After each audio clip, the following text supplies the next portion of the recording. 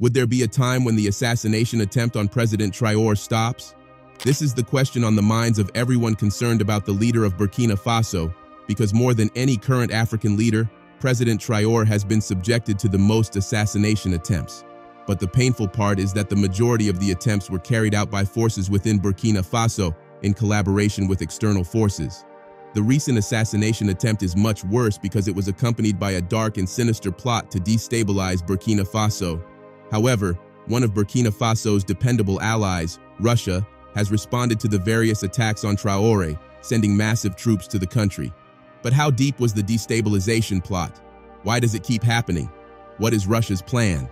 Let's find out. From the time Traoré became the leader of Burkina Faso in September 2022, he has experienced up to 10 assassination attacks. Imagine that. This record makes Traoré the only African leader to have survived the most assassination attacks in a short period of time. The first attack took place just 2 months after he took over power from the former military leader, Paul-Henri Damiba. Interestingly, the recent one, which is the 10th attack, was led by this same man, Paul-Henri Damiba. Now, when the first attack occurred, Traoré made it known that he knew the people who launched the attack, but he decided to let them go scot-free and discuss with them.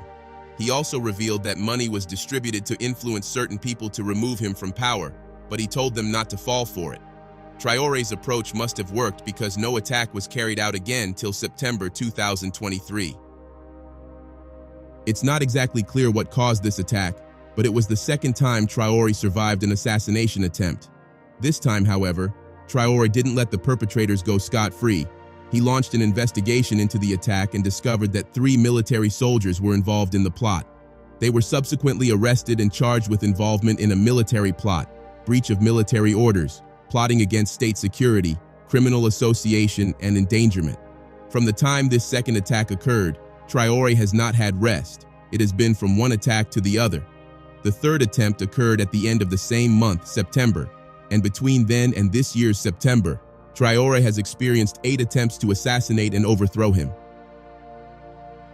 As we stated earlier, the last attempt is the worst of all because it involves a dark and sinister plot. You see, all the previous attacks were directed solely at President Traoré, but this 10th one resulted in the deaths of hundreds of citizens and military personnel. According to the report, this sinister plan was orchestrated by some citizens of Burkina Faso living in neighboring countries, including Côte d'Ivoire, Ghana, and Nigeria.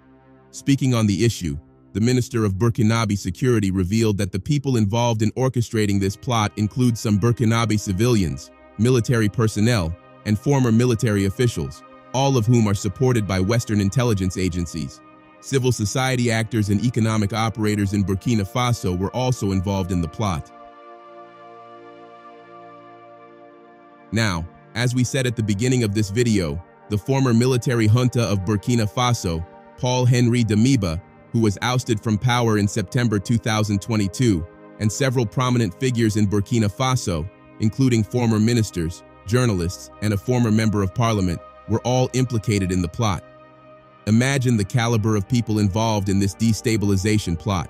It just reveals that these people have been working behind the scenes for a while to remove President Traoré from power and take over the country. But it's very shocking that the former military junta is involved in this plot, because when he was deposed by Traoré, he seemed to have taken it gracefully, and he stepped down quietly. However, his involvement in this plot shows clearly that he still holds a grudge and decided to work with external forces to launch a plot that will destabilize Traoré's government. But the former military leader's involvement is not the shocking part. What is shocking, dark, and evil is the depth of the plot and the plans carried out by those involved in the plot. You see, those who were arrested and interrogated revealed that the recent insurgency attacks, which led to the deaths of hundreds of civilians and military soldiers in Burkina Faso, were orchestrated by them. These plotters, without an iota of conscience, purposely contacted insurgent groups and worked with them to carry out an attack on civilians and military alike. Fortunately, however, the authorities in Burkina Faso quickly caught on to the plot and arrested several of those people involved, leading to the dismantling of a significant portion of the plot. But the question is, why do these attacks against Traoré keep happening? Before we get into that, we want to remind you to like, comment, and subscribe if you haven't done so already. Now, if you critically observe all the attacks against Traoré, you would observe that they all have one thing in common. The orchestrators of the attacks are all local actors, meaning that they are all from Burkina Faso. But does it mean that despite the support from the citizens of the country, there are those who do not want Traoré to remain as president of Burkina Faso? Well, when it comes to African politics and governance, one thing you should understand is that external factors are always at play. Given the abundance of African resources, history has shown us that the West, such as the US and France, is very interested in having access to these resources with ease. However, for the West, the only way to have easy access to these resources is not through trade like China does, but by controlling the government. When the government of an African country is pro-Western, the West would be able to sign agreements that grant them easy access to the resources in that country in exchange for pittance. This is their ultimate goal, and all those summits held between African countries and Western nations, where they always talk about how they want to see the continent develop, are just a farce. So, the plan is to woo the government to their side and then have easy access to the resources. And history has shown us that this plan works most of the time. Before now, when it seemed the African continent was waking up, most of the African leaders were pro-West and strong allies of the West. This stance has promoted corruption, poverty, and decades of underdevelopment because the African leaders, who are all lies, usually look the other way to allow the West unrestricted access to their resources. In exchange, these African leaders can loot as much money as they want and rule as long as they like without the international community condemning them. The only thing they have to do is conduct a farce election so that the West can continue to say that they are upholders of democracy. We have seen this happen over and over again before our very eyes. Just take a look at Cameroon and Equatorial Guinea, for example. These two African countries are led by African leaders who have ruled for more than 3 decades. These leaders have ruled so much that they are called African presidents for life because they have shown no sign of stepping down. Now, if their rule had made their countries great, nobody would have a problem with the ruling. However, these two countries are among the poorest in Africa, yet their leaders are living in affluence and wealth. Despite these, you would never hear the West call these two African leaders dictators. Instead, they are hailed as allies because these leaders are pro-West and support their interests. But what happens when African leaders are not pro-Western? Well, history tells us that African leaders that are not pro-Western are usually termed dictators and end up dead, assassinated by local forces influenced by the West.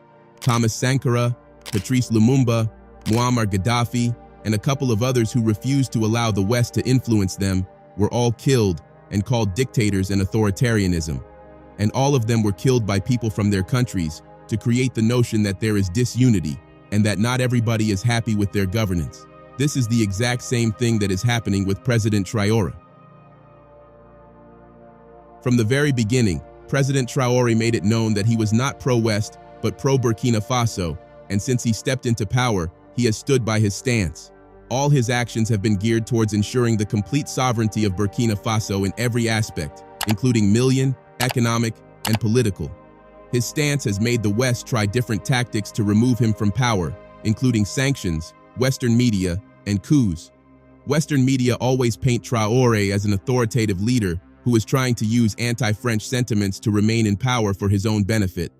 The aim of this narrative is to change the minds of people concerning Traoré and turn the minds of the Burkinabés against him, which would in turn lead to his removal as leader of the country. It's the same tactic that was used in Libya to overthrow Muammar Gaddafi. However, despite all these attacks, Traoré has been surviving, and now Russia has decided to come to Traoré's aid. After a particular attack against Traoré, the Russian Foreign Minister Sergei Lavrov paid a visit to Burkina Faso and pledged to provide even more Russian military instructors that would train the Burkinabés military and law enforcement. He also confirmed that Russia will continue to supply military equipment to bolster the country's defense against militant groups, although he didn't specify what equipment will be sent. The Russian foreign minister made it known during his speech at a news conference. Sergei revealed that Russian instructors have been working here, and their number will increase. He added that, "We have supplied and will continue to supply military equipment to help strengthen Burkina Faso's defense capability and allow it to eliminate the remaining terrorist groups." He also appreciated the objective and fair position of Burkina Faso on the war in Ukraine. For our part, we are ready to provide our support for the just cause of Africans who are trying to free themselves from neo-colonial influence, he added. This means that Russia is eager to deepen its collaboration with Burkina Faso. But why is Russia eager to help President Traoré? Well, the simple fact is that Russia is not just trying to deepen its relations with Burkina Faso, but also Africa as a whole because of the sanctions imposed by the West, which have made it isolated. So by providing military support to the Burkinabe military, Russia hopes to move out of isolation, countering France and Western influence in the country. This move benefits both sides because Russia gains a foothold in the country, while Traoré's government gets access to Russian military support to tackle the insecurity. Russia's help will also help Traoré's government deal with the internal forces trying to overthrow him and destabilize Burkina Faso. The fact is that President Traoré needs to be protected because he is the best thing to have happened to Burkina Faso since Thomas Sankara was assassinated. Traoré's entrance into the political scene of Burkina Faso, the Sahel, and Africa at large has exposed a lot of things going on behind the scenes. He has exposed the corruption and excesses of African leaders, as well as the exploitation and meddling attitude of the West in African affairs. However, aside from this, Traoré has proven his commitment to the development, growth, and well-being of Burkina Faso. His commitment has translated into various development projects in Burkina Faso, including agricultural projects, improvement of the transport sector, reclaiming the country's gold, and developing Burkina Faso's financial sector. It's doubtful that Burkina Faso will ever get this chance to have a leader such as Traoré. This is why President Traoré has to be protected at all costs, and Russia's troops are a welcome development. What are your thoughts? Let us know in the comment section below. Don't forget to like, subscribe, and share this video.